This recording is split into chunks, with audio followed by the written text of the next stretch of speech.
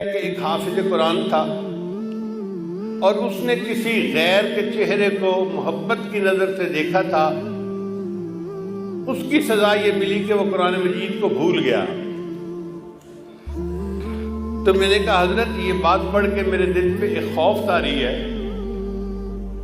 اس بندے نے قرآن مجید کو حفظ کرنے میں کتنی محنت کی ہوگی اور ایک نظر کی وجہ سے اللہ نے اس کو اتنی بڑی نعمت سے محروم کر دیا. حضرت سمجھنے لگے ہاں بچہ یہ اللہ کی غیرت کا معاملہ ہے. میں نے کہا حضرت ذرا اور تفصیل بتا دیں. فرمانے لگے کہ اللہ بالکل نہیں چاہتے کہ میرا بندہ محبت کی نظر میری بجائے کسی غیر کی طرف اٹھائے.